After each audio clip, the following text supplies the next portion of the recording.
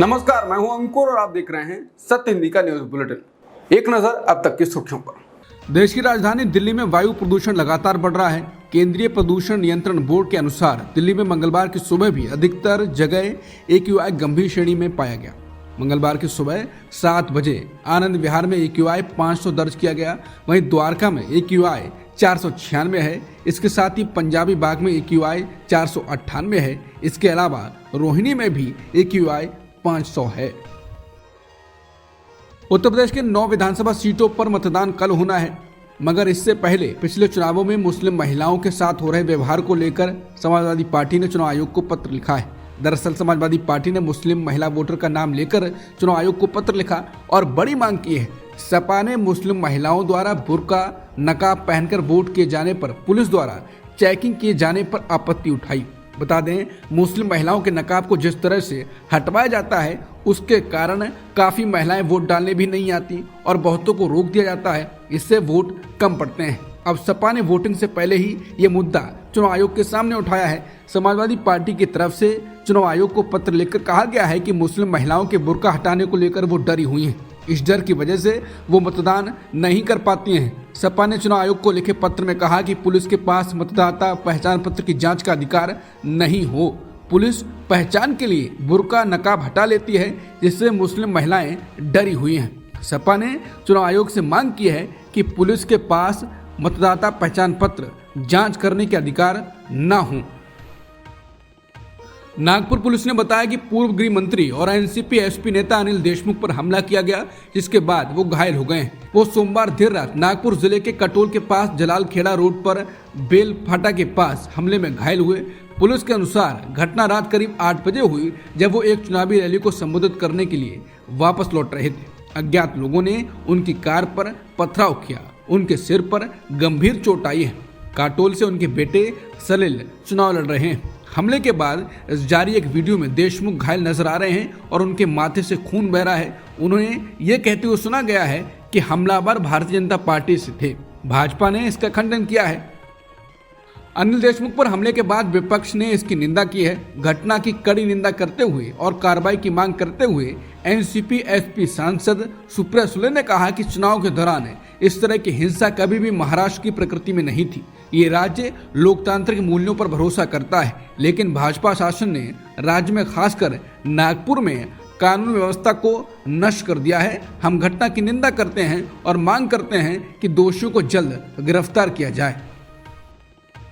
महाराष्ट्र विधानसभा चुनाव में वोट जिहाद की काफी चर्चा है। उप मुख्यमंत्री देवेंद्र फडणवीस की तरफ से वोट जिहाद का जवाब धर्म युद्ध से देने की बात कही गई। इसको लेकर अनेक कथित धर्मगुरुओं की प्रतिक्रिया आई है। अयोध्या के हनुमानगढ़ी मंदिर के महंत राजू दास ने कहा कि देश में चल रहे चुनाव में जिस प्रकार वोट जिहाद चलाया जा रहा है, कट्टर उलेमाओं कट्टरपंथियों की ओर से जिस प्रकार से वहां की जनता को बरगलाने का प्रयास किया जा रहा है और वोट जिहाद के माध्यम से कहा जा रहा है कि बीजेपी को वोट ना करें। उन्होंने कहा कि धर्मगुरु ने भी अपील की है कि सनातनियों के पक्ष में वोट करें। उसका एक कारण है कि जिस प्रकार से मौलवी और मदरसा लगातार ये प्रयास कर रहा है कि हिंदुत्ववादी विचारधारा के लोग चुनाव ना जीतें, राष्ट्र विरोधी चुनाव जीतें। इसके लिए हिंदू धर्मगुरुओं को भी अपील करना पड़ा है कि ये सनातनियों का ही चुनाव है। लॉरेंस बिश्नोई के भाई और कई आपराधिक मामलों के अभियुक्त अनमोल बिश्नोई को अमेरिका में हिरासत में लेने की खबरों को लेकर अमेरिकी विदेश मंत्रालय के प्रवक्ता मैथ्यू मिलर ने प्रतिक्रिया दी। उनसे उसकी हिरासत को लेकर सवाल पूछा गया तो मैथ्यू मिलर ने इस सवाल पर कोई टिप्पणी करने से मना कर दिया। उन्होंने कहा कि मैं केवल इतना कहूंगा कि अगर ऐसा कुछ है तो इस पर विदेश विभाग नहीं बल्कि आंतरिक सुरक्षा विभाग और FBI का टिप्पणी करना उचित होगा।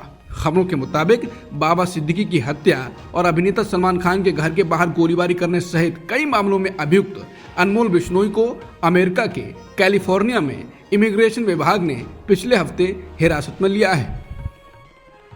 भारतीय प्रतिस्पर्धा आयोग ने सोशल मीडिया कंपनी मेटा पर 213.14 करोड़ रुपए का जुर्माना लगाया है। अरबपति मार्क जुकरबर्ग की कंपनी पर भारत में यह जुर्माना 2021 में इंस्टेंट मैसेजिंग प्लेटफॉर्म व्हाट्सएप द्वारा प्राइवेसी पॉलिसी बदलने के बाद अनुचित व्यावसायिक तरीकों का इस्तेमाल करने के लिए लगाया गया है। इसके अलावा CCI ने मेटा और व्हाट्सएप को निश्चित समय में कुछ निश्चित व्यवहार को बंद करने और उनसे दूर रहने का निर्देश भी दिया है। प्रधानमंत्री मोदी ने ब्राजील में G20 शिखर सम्मेलन के दौरान अमेरिका के राष्ट्रपति जो बाइडेन से मुलाकात की। पीएम मोदी ने कहा कि बाइडेन से मिलकर हमेशा खुशी होती है। हालांकि अभी तक नहीं पता चल रहा है कि दोनों नेताओं के बीच क्या बातचीत हुई। इसके अलावा भारतीय प्रधानमंत्री ने फ्रांस के राष्ट्रपति इमैनुअल मैक्रोन, इटली के प्रधानमंत्री जॉर्जिया मेलोनी और ब्रिटेन के पीएम कियर स्टारमर से भी मुलाकात की। तस्वीरें सोशल मीडिया प्लेटफॉर्म एक्स पर साझा की गई। चुनाव के दौरान किए गए वादे को अब जीत के बाद ट्रंप ने दोहराया है और पुष्टि भी की है। ट्रंप ने पुष्टि की है कि वो बिना दस्तावेजों के रह रहे लोगों को बड़े पैमाने पर निकालने के लिए अमेरिकी सेना का इस्तेमाल करेंगे। सुबह सुबह एक सोशल मीडिया पोस्ट में ट्रंप ने एक पोस्ट के जवाब में कहा, ये सच है। पोस्ट में 8 नवंबर को लिखा गया था कि रिपोर्टों से पता चलता है कि आने वाला ट्रंप प्रशासन राष्ट्रीय आपातकाल घोषित करने के लिए तैयार है और अपने सामूहिक निर्वासन अभियान में सेना का उपयोग करेगा।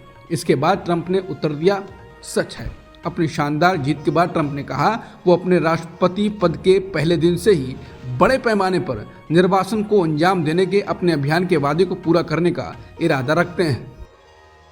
हांगकांग की एक अदालत ने लोकतंत्र समर्थक कार्यकर्ताओं को 10 साल तक की सजा सुनाई है। लोकतंत्र समर्थक ये कार्यकर्ता विवादित राष्ट्रीय सुरक्षा कानून के खिलाफ हैं। अदालत ने लोकतंत्र समर्थक कार्यकर्ता बेनी ताई को 10 साल की और जोशुआ वोंग को 4 साल से ज्यादा की सजा सुनाई है। अदालत ने 47 कार्यकर्ताओं, विपक्षी सांसदों और आम लोगों में से अधिकतर को तोड़-फोड़ करने की साजिश रचने का दोषी पाया। अमेरिका ने इसे राजनीति से प्रेरित बताया। वहीं चीन और हांगकांग ने कहा यह कानून और स्थिरता के लिए जरूरी है। अब तक की सुर्खियों में इतना ही। बाकी खबरों के लिए बने रहिए सत्यहिंदी.com के साथ।